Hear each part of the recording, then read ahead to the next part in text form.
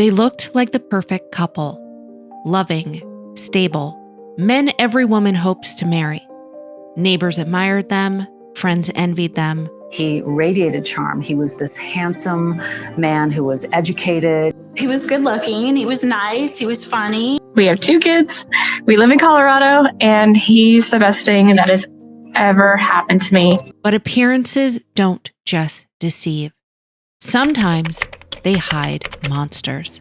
Because behind the smiles, behind the romance, behind the perfectly curated life, these men carried secrets their wives never saw coming. FBI came down last night and assisted in the processing the home. You heartless monster. You have no heart or feelings. Yeah, my mom. She went to another hospital. We can't keep an update because we're taking care of you. Are you in any way connected to Lacey's disappearance? I had nothing to do with Lacey's disappearance. He did not want 2 of the family members to be present at the same time. And the tragic truth is chilling. They seemed like perfect husbands until the moment they snapped.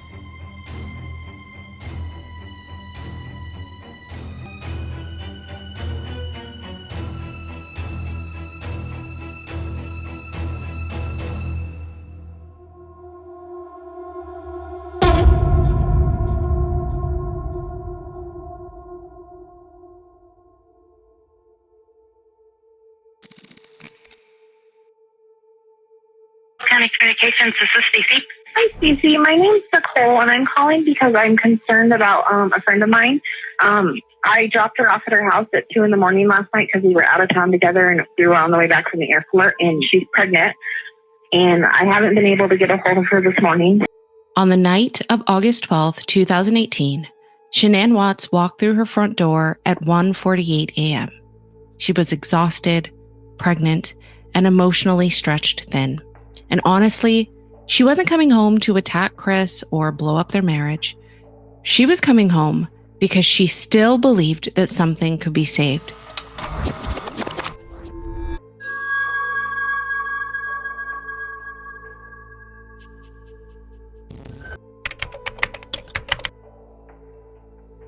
Miles an hour.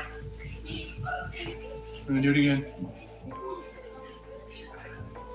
You're losing audience, Chris. Turn the camera around.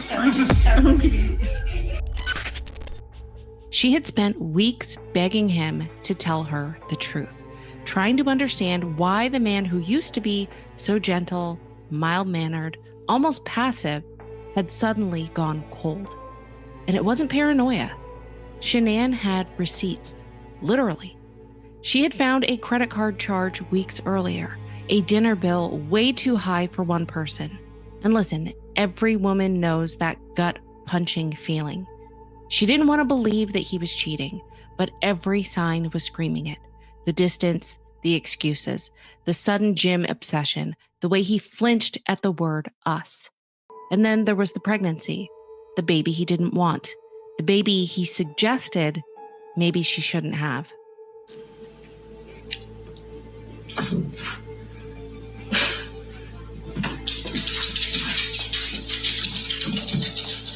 We did it again. I like that shirt. Really? Really? That's awesome. So pink means... That's just a test. I know. It just says the pink is going to be girls. I don't know. Just a test. That's awesome.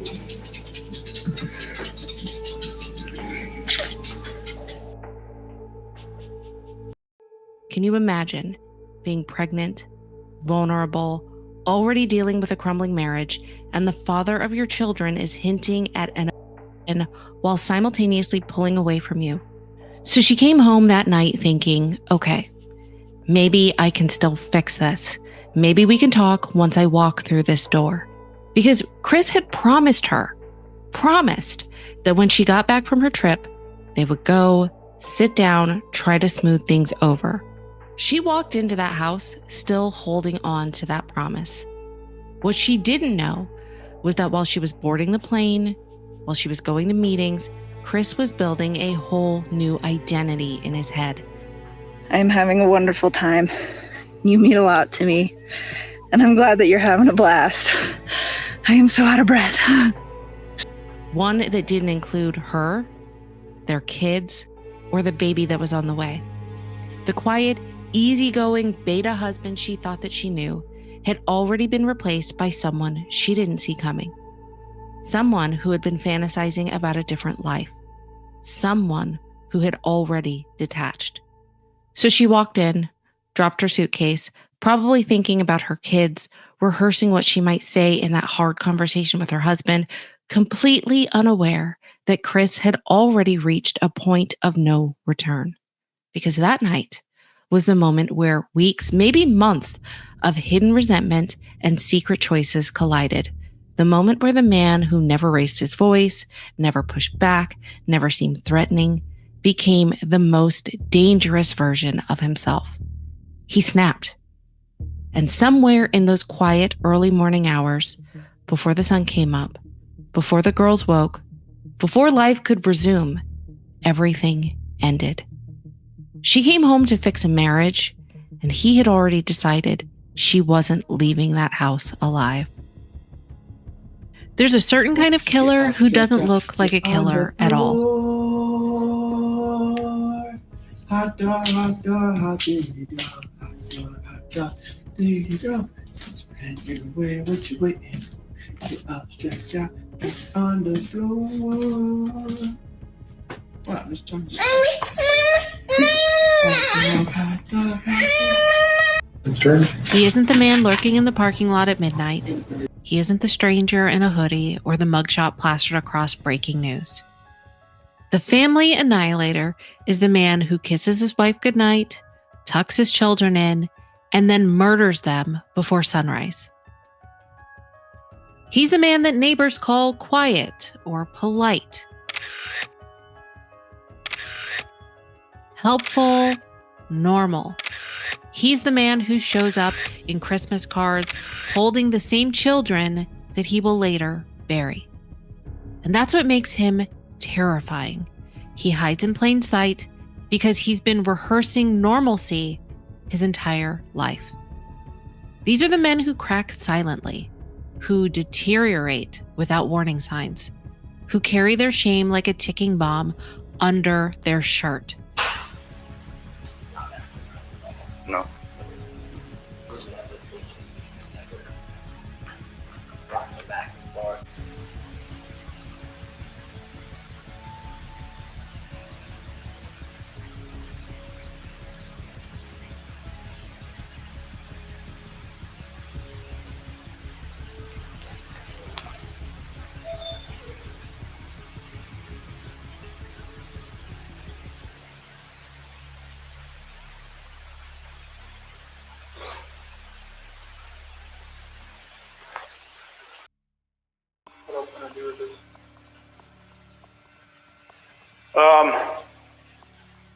My detective just showed up, so he'll probably want to talk to you. He'd probably, like I said, he might have you call at the bank and see if there's any kind of activity. Because if there is any sort of action out there, his camera, I would have got it. Like right. we had issues the other week when people were stealing stuff out of like garages and stuff like that, and I had parked my truck I up here. had park right here. Yeah. There's someone, See if I can see where anything someone tried to jimmy with a flathead screwdriver over there, and it was just like.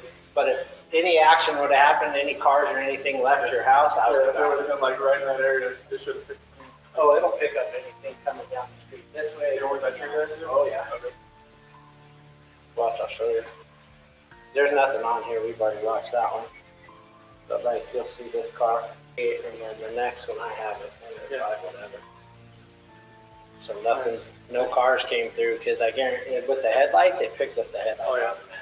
And my Vivint said that at 5:27, my garage door was left open. But that could have been the sensor as well. It says it was shut during the day, but I think when Nikki's son, he made it try to move the door around, maybe when they were trying to get in the garage door, and it probably broke the laser there.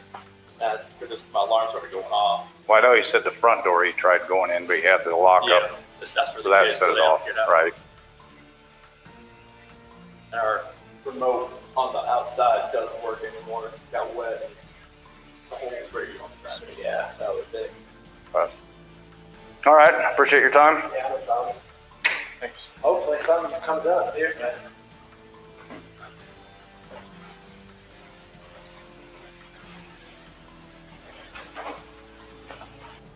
Chris Watts didn't look like danger when he stood on his porch begging for the safe return of his family that he had already killed. If your wife can see this, if she can watch this, what would you like to tell your wife and your kids? Shanann, Bella, Celeste, if you're out there, just come back. Like, if somebody has her, just please bring her back. I need to see everybody. I need to see everybody again. This house is not complete without anybody here. Please bring her back. If you think this is a cold reaction, trust me, you haven't seen anything yet. This guy's courtroom behavior is so bizarre, so unsettling, it almost doesn't feel real. You'll see exactly what I mean in a minute. But first, Chris Watts is one of the clearest, most disturbing examples of what a man who snaps looks like. And spoiler, snapping doesn't mean the moment of the murder. We're talking about everything that builds up long before that. It's the quiet unraveling, the emotional abandonment, the secret fantasy life, the slow erosion of empathy until violence feels like an option. And Chris laid all of this out in his confession, the real one to the FBI, the CBI, and the Frederick police. He tells them that on the morning of August 13th, 2018, he and Shanann argued in their bedroom, that she confronted him, that she told him that she knew about the affair. And listen, she wasn't wrong. She had seen the credit card charge. She saw the emotional distance. She wasn't imagining anything. And then he tells her that he doesn't think the marriage will work. And Shanann pushes back. She fights for her family and for her marriage. Pregnant, exhausted, emotional, she tells him, "You're never going to see the kids again." Chris gets on top of her on the bed and she says, "Get off of me. Don't hurt the baby." He says that is the moment that he snapped. But once you listen to him describe it, you realize this wasn't a moment of explosive rage. This was a man who had already crossed the psychological line hours before, days before, maybe even weeks or months before. The last time we talked to you was a different situation, right? Our investigation was open and your case was open. All of our cases are closed and the court case is closed. So there's nothing that we're going to talk about today that's going to get you in any type of more trouble. No. Are you available to talk to us? Definitely. Okay. The last thing we talked about was where the girls were, but we never really got to talk about that night. What happened? I told her I didn't love her anymore. That's what happened. I got on top of her. And every time I think about it, I'm just like, did I know I was going to do that before I got on top of her? So what happened next? Yeah, she had her opening blanket with her. And then he drops the line that chills people all the time. He said, "I woke up that morning and it was going to happen. I had no control over it." No control? That's how men who snap justify murder, by pretending that they were passengers in their own body. And then the unthinkable part. Bella walks into the room, sees her mother's body, and asks, "What's wrong with mommy?" This man, this quote-unquote father, after his little girl witnesses this aftermath, instead of recovering, instead of stopping, instead of grabbing hold of reality, he keeps going. She's like, what's wrong? Mommy? And where was Shanann at that point? Yeah, she's pretty much on the bed, but she was face down. He wraps Shanann in a sheet, carries her downstairs, loads her into a truck, and puts his two daughters in the back seat, right beside their mother's body. She followed you and you put Shanann in the truck. Okay. And then what? Put my lunchbox stuff in the truck and then grabbed the kids and put them in. So you put Shanann in the truck, and then you put the two girls in the truck. Shanann was back there too. She was on the floor. What did they say about Shanann being on the floor? Not be okay. What did you tell me? She'll be fine. I didn't want the girls looking at Shanann while they were in the back seat. So what did you do? I put a trash bag on one end and on her feet and on her head, so they didn't have to see. When I was driving up there, they were just, kind of asleep or kind of just like, holding on to each other, laying in each other's laps. Took Shanann out, and then What were the girls doing when you were here? just sitting in the back of the truck. No. CC was hers. And then went down to Bella. Tell me what happened there. Did the same thing. Is it possible? And then went down to Bella. Tell me what happened there. Did the same thing. That was suffered throughout their life. Was this like a mercy thing? I mean, you can say that like after the fact, but it was just like, I just didn't, it felt like it was just like an anger with Shanann, with everything that I was just taking it out on everybody that was in front of me that morning.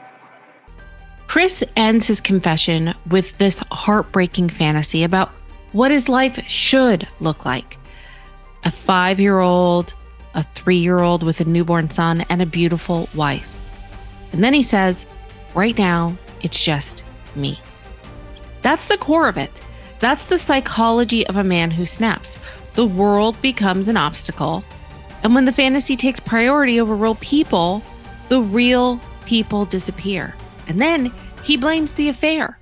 He tells investigators he never would have thought his marriage was bad if he hadn't met his coworker, as if meeting another woman gave him permission to rewrite his entire identity. And that's the pattern. Men who snap don't suddenly become killers. They slowly become strangers to the people they love, their wives, their children, their family, and finally to themselves until the version of them that once existed is gone. Chris didn't snap that morning. He snapped long before it. That morning was just the moment that he acted on it.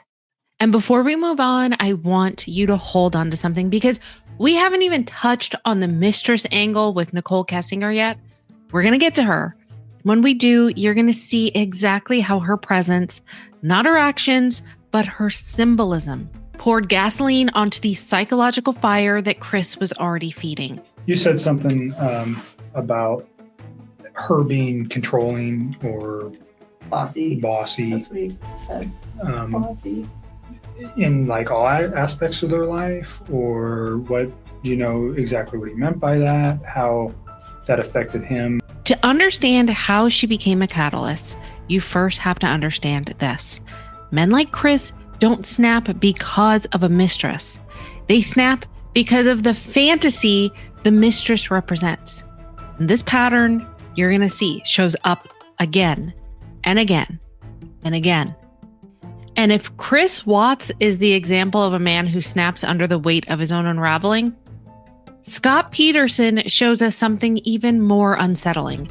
A man who snaps when he thinks he can get away with becoming someone else entirely. People were saying, how could it be that somebody who seemed like the boy next door, your neighbor, would do such a thing? County Communications. Yes, my son-in-law called. He was playing golf this morning at 9:30. My daughter's been missing since this morning. She came in pregnant. She took her dog for a walk in the park. The dog came home with just a leash on. And the dog came back without your daughter? Right. Okay. Lacey Peters. Lacey P-E-R-S-O-N, right? P-E-R-S-O-N. How old is she? She's 26. We just got a call from her son-in-law that he left this morning at 9:30 to play golf. He went home about a half hour ago. She did miss things. Oh, no, she type 1? Yes. Dark eyes. Dark hair and eyes? Yes. So the dog came home without the leash, right? The dog came home on the leash without her.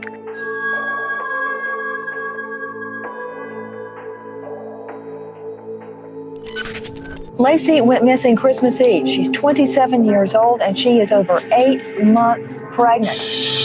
On the evening of December 23rd, 2002, Scott and Lacey Peterson sat in a Modesto salon while Lacey's half-sister, Amy Rocha, practiced cutting Scott's hair. It was simple, normal, almost boring. The kind of quiet pre-holiday moment that shouldn't mean anything. And honestly, if you were standing in that room, you wouldn't think that there was a marriage that was hours away from becoming a national tragedy. The three chatted about Christmas plans, they made small talk. Scott even offered to pick up a fruit basket for Amy's grandfather the next day because he said he'd be golfing near the shop. Golfing, a detail that he'd repeat to multiple people later. But here's the part that just hits you in the gut. Lacey was 8 months pregnant. She was exhausted, and everyone noticed it. The salon owner remembers her dark shirt, her beige pants. The spa owner remembered how tired she seemed earlier that day. Nobody, not a single person, recalled her complaining about Scott. They didn't hear of any fights, any tension, no warning signs. She wasn't living in fear. She wasn't anticipating disaster. She was just tired, pregnant, and ready for Christmas. What Lacey didn't know, what no one in the salon could have imagined, was that she was spending her very last full evening alive, sitting beside a husband who had already fractured from the life that he helped create. While she was folding maternity clothes and choosing baby names and attending spa appointments, Scott was telling another woman that he didn't have a family at all. Peterson admitted to cutting his hand the day of Lacey's disappearance. Reaching in the toolbox of my truck, I cut open my knuckle and there's a blood stain on the door. And that's the part that turns your stomach. Lacey was planning for motherhood while Scott was planning an exit. So when they walked into their house that night, Lacey was wearing those beige pants and that dark shirt. She thought that she'd wake up on Christmas Eve and do what she did every holiday. Take care of the dog, prepare for family dinner, wait for her husband to come home. But the next morning, Christmas Eve, December 24th, Scott claimed that she was suddenly wearing black pants and a white top. He said that she was planning to walk the dog. Hey, beautiful. I won't be able to get to Villa Farms to get that basket for Papa. I was hoping you would get this message and go on out there. I'll see you in a bit, sweetie. Love you. Bye. He said he left to go fishing, not golfing, in the San Francisco Bay. Fishing, the alibi he produced, was a parking receipt. Investigators confirm they have a receipt from the marina where Scott said he went fishing on December 24th. Even so, they've hauled in his computer and his car and have not ruled him out as a suspect. Fishing in the exact place where both Lacey and baby Connor's remains would wash ashore months later. Meanwhile, Lacey's actual shirt from the night before, the black one with the cream-colored polka dots, was later discovered waddled up inside a dresser drawer. So what happened between the moment she walked into that house on the 23rd and the moment Scott drove away on the 24th with a brand new version of events? That's the invisible line. The moment where a man who smiled for photos, who played the role of charming husband, crossed into something darker, something more calculated. Because prosecutors believed that Scott made his decision the night of the haircut. While everyone else believed that they were heading into Christmas, he was heading into a cover story. Lacey walked into her house that night thinking that her tomorrow was guaranteed. And Scott had already decided that she would never see it. They can live normal lives for years and years, and then all of a sudden they may find themselves backed into a corner, and that's when they snap. And he I was feel that asked by Sean Sibley on December 6th, she confronted him about being married and said that she was going to tell Amber if he didn't. And he begged her not to give him that opportunity. In my own personal opinion, I feel that was his corner. Because the next day, he started searching the internet for the currents in the San Francisco Bay. And the following day on the 8th, He searched the internet for a boat, and on the 9th, he bought a boat. He also told Amber Fry that he had lost his wife on the 9th of December. And this would be his first Christmas without her. You guys had any problems, marriage problems? Everything's good. Mm-hmm. You've been married 4 years. Yeah. In October 2002, at an agricultural trade show in the Disneyland Hotel, Scott Peterson was already rehearsing a version of himself that didn't exist. That's where he met Shawn Sibley, a woman who thought that she was talking to a charming, newly single man. Scott never mentioned a wife, never mentioned a baby on the way. He told her he had lost his first love, a line that would take on a horrifying double meaning weeks later. And from the very beginning, he blurred the boundary between casual conversation and sexual suggestion. Sibley had testified that no matter what they were talking about, Scott found a way to pivot to sex.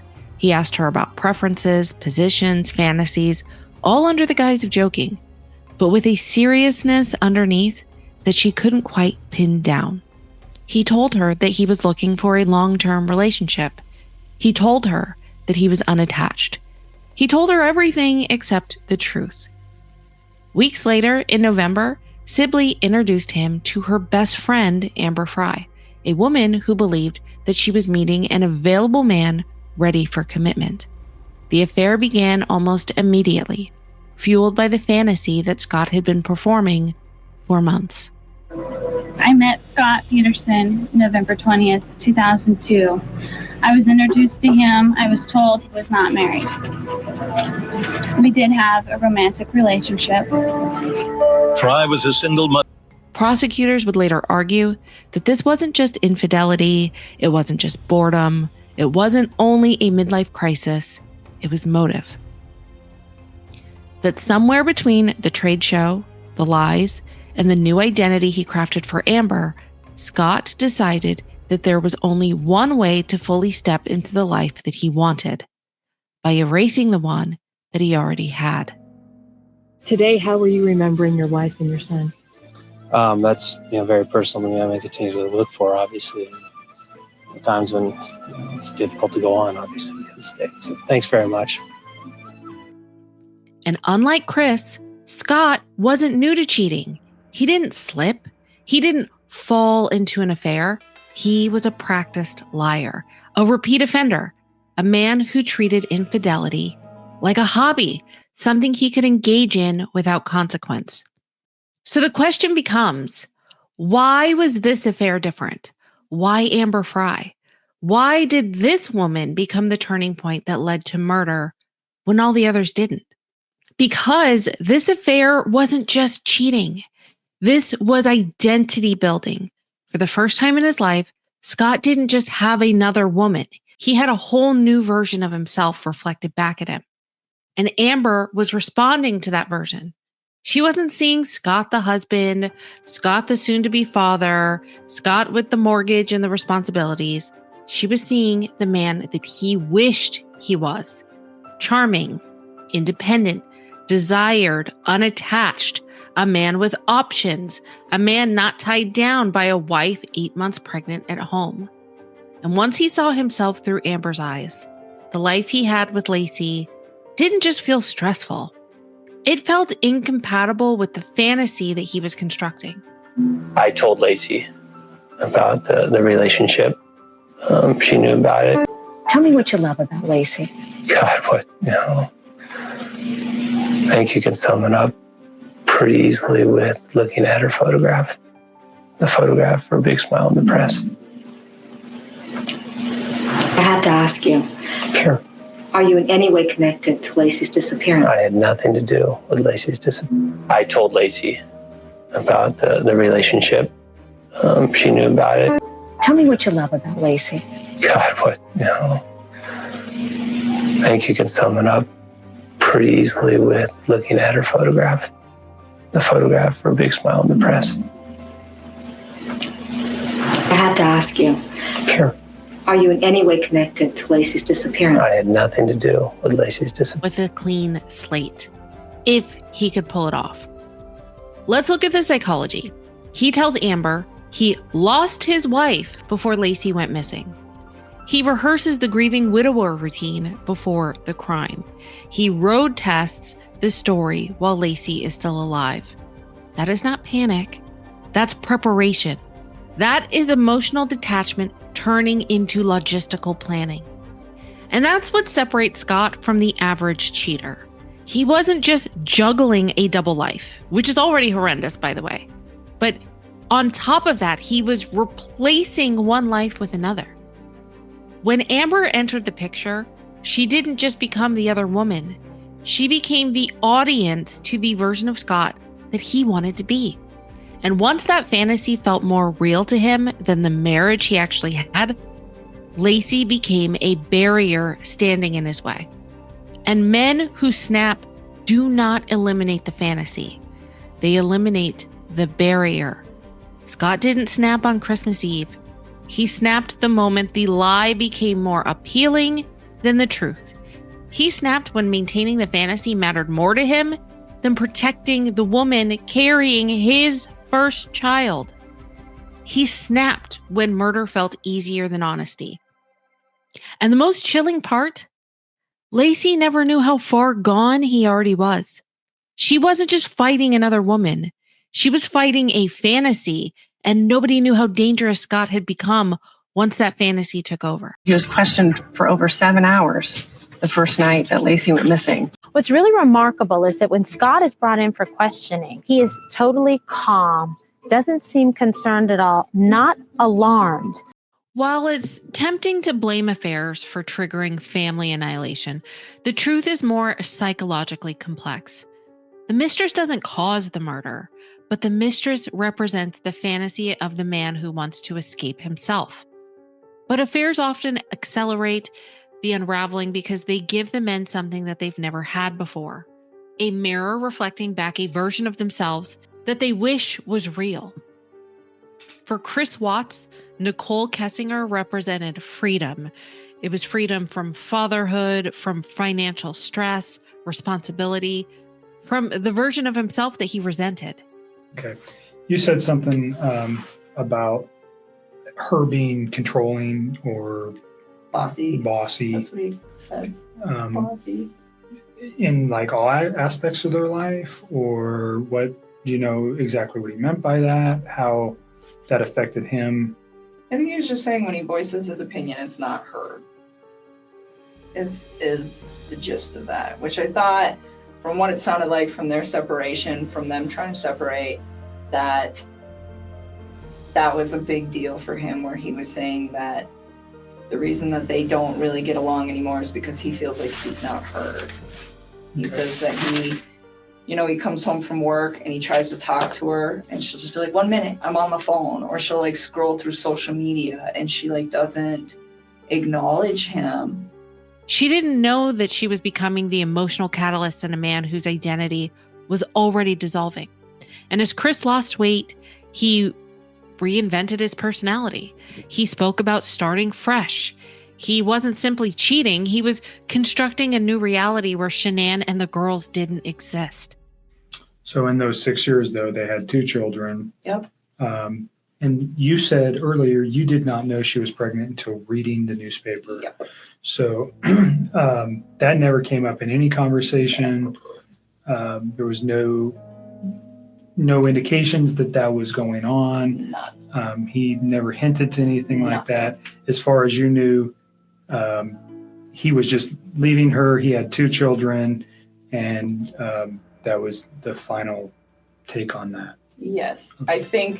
I know why he lied to me. He lied to me because if I'd have known that he had a child on the way, I'd have never wasted my time with him in the first place. Like, none of this would ever even occur. With Scott Peterson, he invented an entirely fake identity as this traveler businessman and attentive partner because Amber reflected back the ego that he wanted to believe in. Confident, desired, unburdened.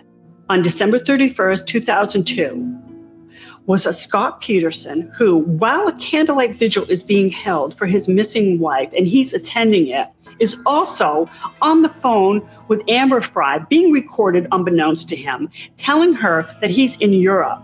Amber, hey, Happy New Year. Happy New Year. I wanted to call you. Thank you. I'm near the Eiffel Tower. New Year's celebration is unreal. This guy's wife is missing. The entire country is looking for her. And he's not only keeping his girlfriend at bay, he's entertaining her with these outlandish lies. Scott didn't want a divorce. Divorce required accountability. It required acknowledging failure, but murder allowed him to walk into a new life without strings. Neil Entwistle didn't have a mistress, but he had a fantasy of success and grandeur that he could no longer maintain. And his mistress was the life he pretended to live. The dot-com genius, the wealthy entrepreneur, the husband who could provide. When the lie collapsed, he didn't see his wife and baby as loved ones. He saw them as witnesses to his humiliation.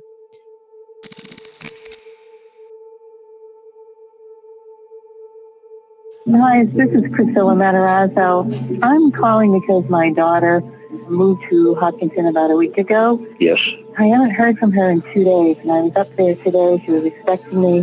There was nobody there, and I just heard from her girlfriend. Mm-hmm. She was expecting for supper tonight, and there's no one there. We can't reach her by cell phone, and it's really unusual for her to do this. The last time you spoke with her, everything seemed all right. She didn't tell you that she was going away unexpectedly or anything like that? No? Okay. She's the type of girl that calls me whenever she does anything. Sure. Okay. Well, yep. Okay. We'll send somebody up. We'll check it, and then I'll give you a call back and let you know how we make out. All right. Thank you. Okay. You're entirely welcome.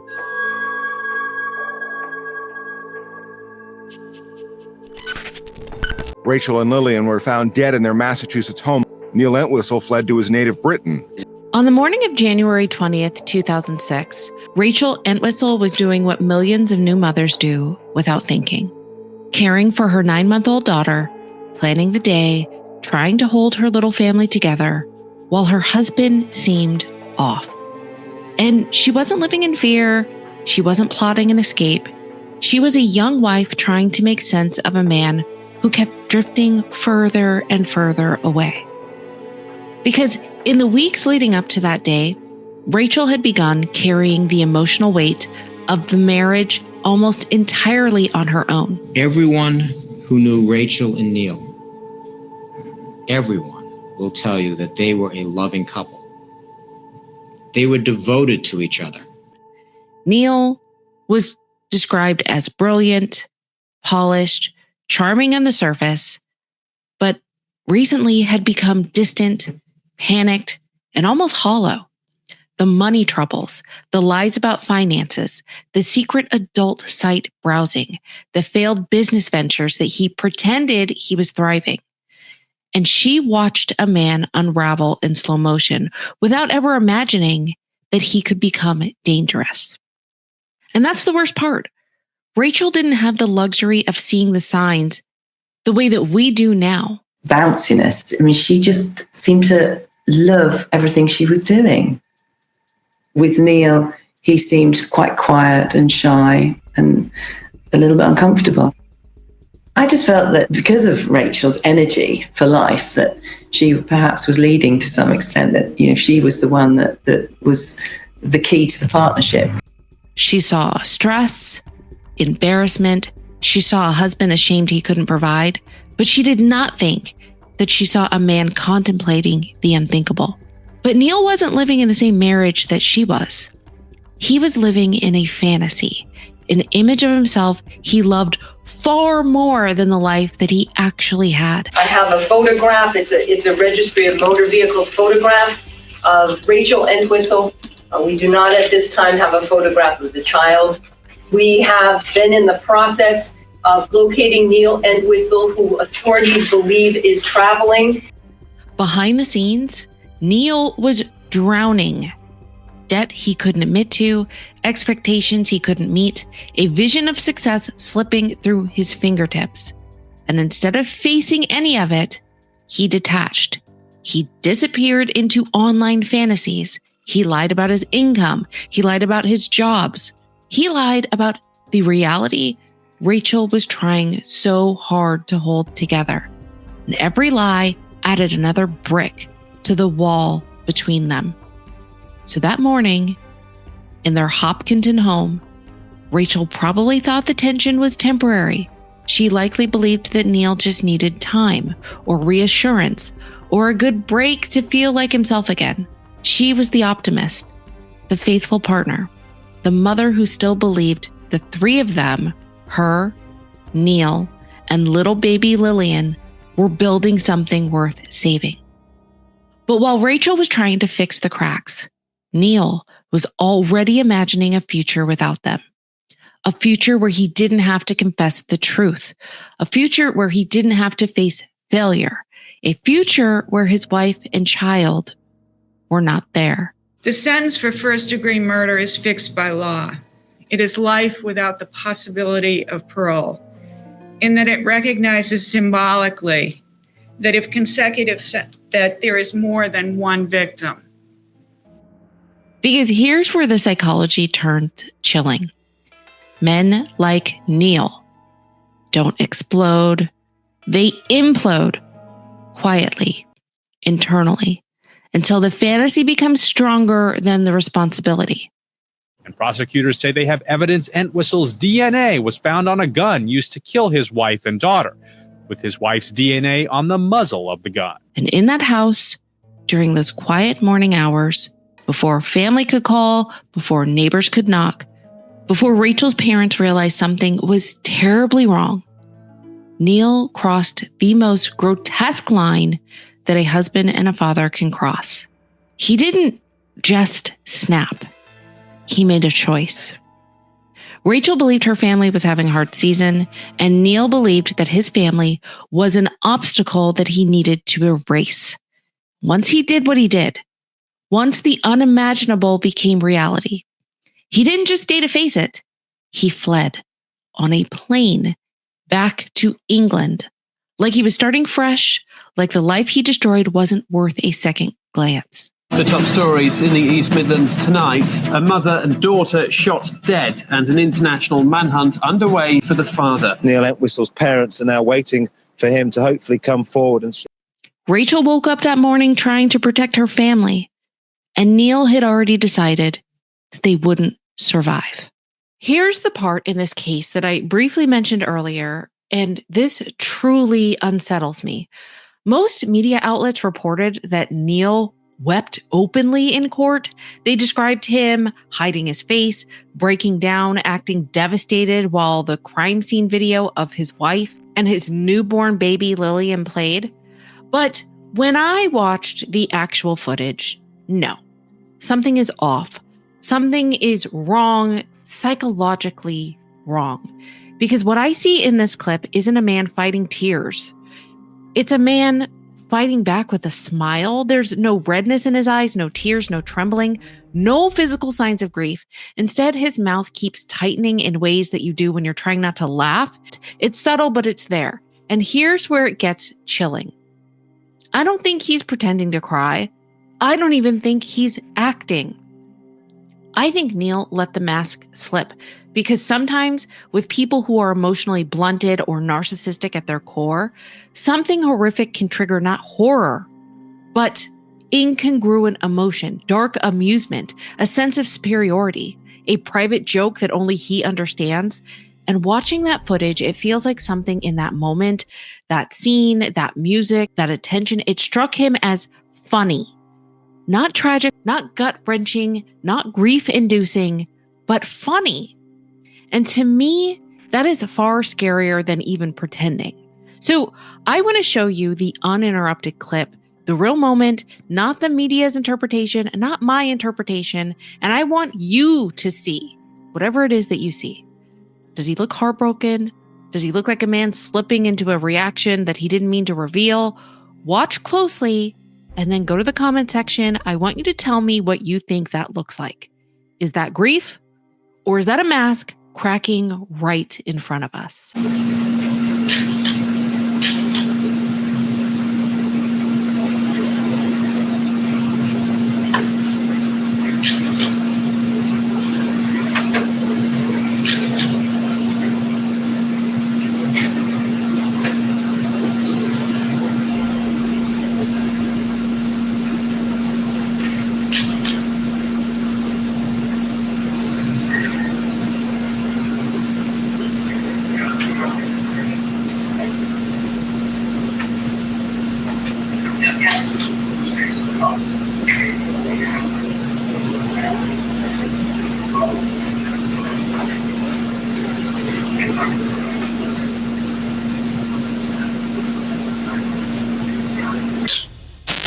Neil Entwistle is a whole different flavor of disturbing. He didn't just show zero emotion, he literally fled the country. Detectives show up, sees that he's not shedding a single tear, and immediately think, okay, something is not adding up. He didn't ask what happened. He didn't ask who did it. He didn't ask why. He didn't ask anything. Instead, he got on a plane to England with no luggage, no warning, just bye. Hi, is this Neil? Massachusetts State Police. Hi. How are you? Well, I'm calling you because we have some bad news about your wife and your daughter. Yeah. We responded to the house and that they're deceased. Yeah. Do you know that? I did. You did? Yeah. Can you talk to me for a few minutes? Yeah. Okay. A few minutes became 2 hours. On that marathon transatlantic phone call, Neil Entwistle would pour out one of the most extraordinary stories in recent criminal history. I haven't even cried yet. You haven't even cried? No. Not properly. No? What would properly be? One of the most painful and misunderstood aspects of family annihilation is the idea that women should have seen it coming, as if their intuition failed, as if they were naive or inattentive or dangerously trusting. But when you look at all of these cases in full, horrific detail, you realize the opposite is true. These women didn't see the danger because the danger was engineered to be invisible. None of these women lacked insight. None of these women failed to observe their partners.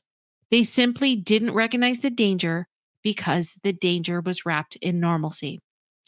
Family annihilation doesn't escalate through fights or threats. They escalate through silence. They escalate through passivity, through retreat. And women, conditioned by society to interpret emotional distance as stress rather than a potential clue of further violence, rather than a warning sign, often fill the silence with empathy rather than fear.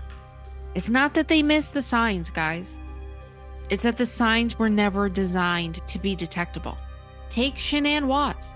She was vibrant and organized and nurturing, and she was determined to build a stable life for her daughters. She believed that her husband was simply shutting down from stress and fatigue. His emotional withdrawal looked like burnout to her, probably. Not like it was a countdown. He wasn't yelling and he wasn't violent, he wasn't threatening. He was just quiet. A quietness that masked a psychological unraveling so complete that he was imagining a new life with his mistress while pretending to be a devoted father on FaceTime. Lacey Peterson, 8 months pregnant, was decorating a nursery, excited about motherhood, and planning Christmas dinner. She had no idea that while she was shopping for baby clothes, that her husband was telling his mistress that he had lost his wife months earlier, framing her murder as this past tragedy that hadn't even occurred yet. Lacey wasn't ignoring red flags. The red flags were buried under Scott's polished charm and professional demeanor.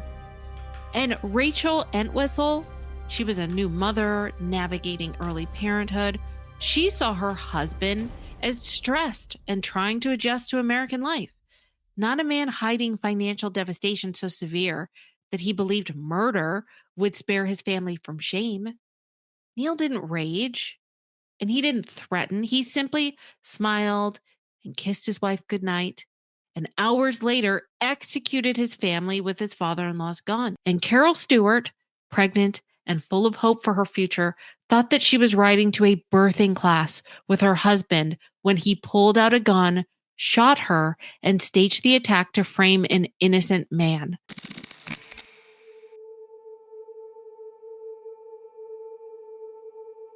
State Police Boston recorded emergency 510. My wife's been shot. I've been shot. Where is this, sir? I have no idea. I'm off. I've been coming from Tremont, Brigham and Women's Hospital.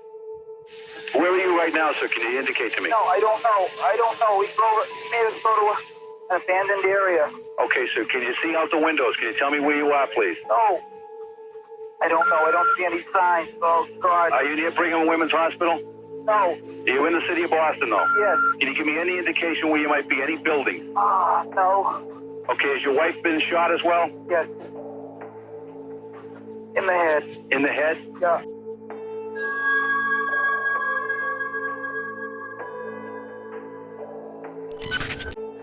On the night of October 23rd, 1989, Carol Stewart climbed into the passenger seat of her car, 7 months pregnant, exhausted, and really trying to believe her life was finally settling into something stable. She and her husband, Charles, had just left a birthing class at Brigham and Women's Hospital. They were supposed to be heading into their happiest chapter of their marriage. And honestly, Carol wasn't living in fear. She wasn't looking for red flags. She wasn't imagining danger sitting right beside her. She believed that she was married to a man who was ambitious, respected, polished, a man who took pride in appearances, a man who wanted the world to see him as successful, controlled, dependable. But what Carol didn't know was that for months, Charles had been walking around with a story brewing inside of him. A story about money, image, pressure, and a life he felt slipping out of his control. Are in their car, bleeding from gunshot wounds. Okay, has your wife been shot as well? Yes. In the head. She's 7 months pregnant. Okay, so bear with me now. Stand by. Stay on the phone with me. Moments ago, they were at a birthing class, and now they're victims of a crime. Behind the clean-cut exterior, behind the perfect husband performance, something darker had been calcifying. And here's the part that is horrific. Carol was excited about their baby. She was a first-time mom. But Charles was suffocating under the idea of becoming a father. To Carol, the pregnancy meant hope, a future, a family. To Charles, it meant responsibility, exposure, and the fear of losing the shiny identity that he had built for himself. His world was about perception, how he looked, what people believed about him. And the pressure of maintaining that facade had been eroding him from the inside. But Carol didn't see any of that erosion. She saw a man who dressed well, worked hard, said the right things. And he played the part convincingly enough that she didn't suspect what he was capable of. No one did. She got into that car that night thinking they were just driving home, thinking that they'd probably talk about baby names or what the gender would be. Maybe thinking that she'd go back to bed early because pregnancy fatigues hit in waves. What she didn't know was that Charles had already crossed a line in his mind long before that ride. He had rehearsed excuses. He had rehearsed a story about a robbery gone wrong. He had rehearsed a version of events where he was the victim, the survivor, the grieving husband, the hero that tried to save his wife. Because Charles Stewart wasn't a man who snapped in a moment. He was a man who built a narrative, lie by lie, until he believed his own script more than he believed the humanity of the woman beside him. And somewhere on that drive, before the 911 call, before the frantic claims of an attacker, where Boston was thrown into a citywide panic, Charles Stewart made a choice he had planned, a choice that he had justified, a choice that he had been preparing himself for emotionally long before you ever heard his voice on the phone. He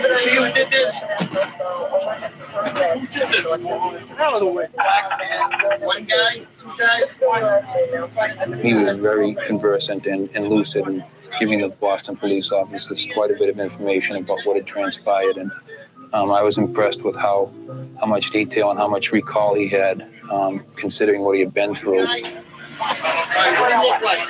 Black, what do you have on the floor, you remember? You're playing the partner there, but you want to get all over it. Black shirt, any stripes on it? What color? Red? Beard, mustache? Carol entered that car thinking about her future as a mother. and Charles entered it, having already decided that she wouldn't live to see it. And by the time the world learned Carol's name, Charles had already positioned himself as this heartbroken husband, the man who survived an attack, the man who spoke to cameras from his hospital bed, the man who cried on cue. But the truth? The truth had been sitting in that passenger seat all along, right next to Carol. And she never saw it coming. Okay. How about numbness or tingling in your legs? No? Okay. 12, 18, 59. Okay, so he'll go up. She went to another hospital. We can't keep an update because we're taking care of you, okay? All right. Have you noticed that these 4 horrific stories that you just heard have involved pregnant women? And I have a theory about that, and trust me, we're coming back to it in a second, because the psychology behind why some men snap when fatherhood becomes real is darker and more common than anyone wants to believe. But before we get any deeper into that pattern, let me pivot really quick to a case that shatters that theory completely. A case that has nothing to do with a baby on the way, no pregnancy, no impending fatherhood, and yet the outcome is so devastating. Because sometimes the danger isn't triggered by pregnancy. Sometimes the danger is a man who feels so cornered by his own failures that he decides everyone in his family must pay for it. Which brings us to one of the most chilling, emotionally hollow, psychologically disturbing family annihilations in American history, John List.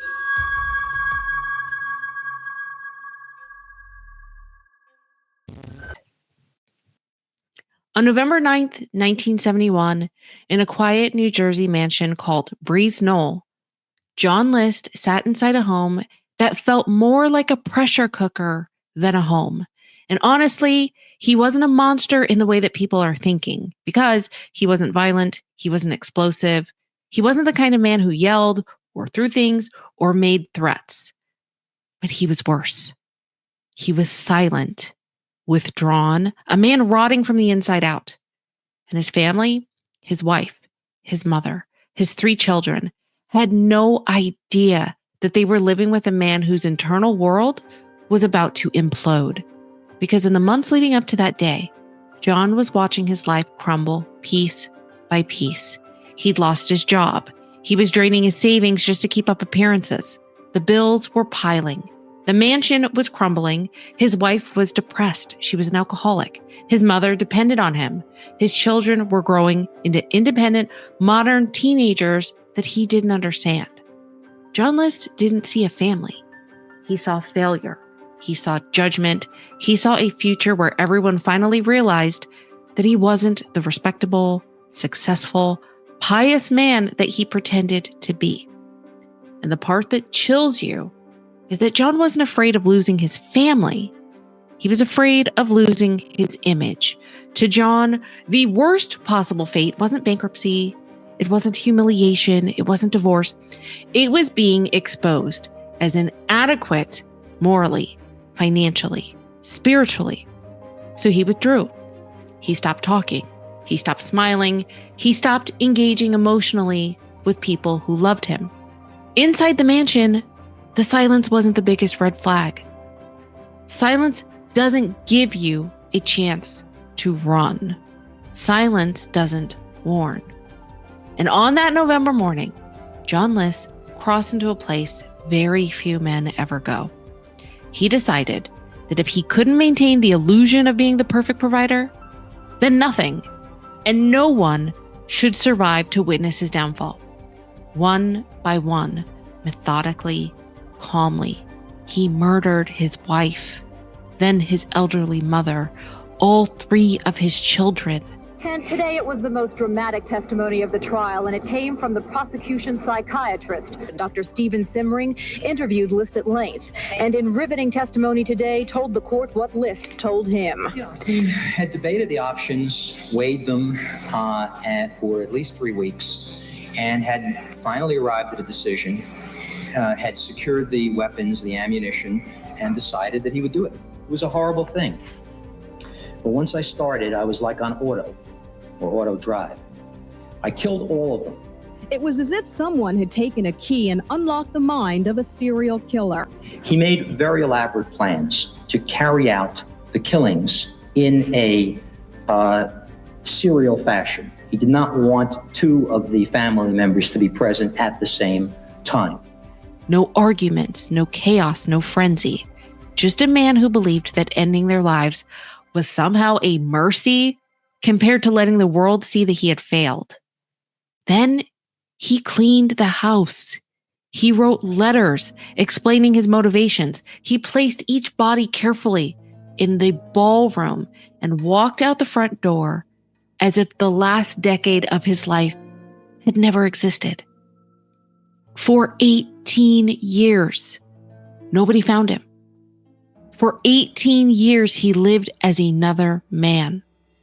He pretended he had never destroyed his family because he couldn't tolerate the reality of who he actually was. This John List didn't snap because of pregnancy. He didn't snap because of an affair. He snapped because of a catastrophic moment. He snapped because he couldn't survive being seen as a failure. And that in its own horrifying way connects him to every other man we've talked about. Now, I said earlier, 4 out of 5 of the cases that we talked about involved a massively new life event, having a baby. So you may be naturally asking yourself, why does it seem like pregnancy becomes the breaking point for men like this? Well, here's my take. It's not the pregnancy itself. It's what the pregnancy symbolizes. Pregnancy makes the fantasy collapse. Men like Chris and Scott, Charles and Neil, they all live double lives, every single one of them. Chris had a mistress and a new identity that he was building in secret. Scott was telling Amber he didn't have a wife and that his first Christmas alone was coming. Charles created a perfect image while hiding massive pressure and insecurity. Neil lied about money, success, employment, everything. Pregnancy is reality in its rawest form. You can't run from it. You can't hide from it. You can't flirt your way out of it. And for fragile men, pregnancy is where the fantasy life ends. And they don't know how to live without the fantasy. You know who rises to responsibility? Emotionally healthy men. But men with these fragile egos, pregnancy feels like a mirror they can't escape. Pregnancy locks their future into place. It says, this is your life now. This is your family. This is your path forward. For these men, that wasn't comforting. It was suffocating. Chris didn't want the marriage he already had. Scott didn't want fatherhood messing up his double life. Charles didn't want the pressure of supporting a baby threatening his image. And Neil didn't want to face the financial disaster that he'd been hiding from Rachel. Pregnancy didn't trap them. Their own emotional immaturity did. But they blamed the pregnancy anyway. Pregnancy did not cause the murder, but it did force these men to confront a truth they couldn't handle. They were not the men that they pretended to be. And instead of becoming better, they chose to destroy the women who believed in them. Shanann walked into her house hoping for a conversation. Lacey was expecting a Christmas Eve dinner with her family. Carol buckled her seatbelt, thinking about baby names. Rachel put down her daughter, believing that tomorrow was guaranteed. But their husbands? They had already mentally stepped into a world without them. And once that fantasy became more real than their family, the danger wasn't coming from the outside. It was sitting right beside them. Have you ever heard of Jeffrey Paschal? He is actually the worst contestant in 90 Day Fiancé history. He's actually in jail right now for how he treated women. He's been sentenced to 18 years in prison. His story is wild. Click here because I need to tell you all about it.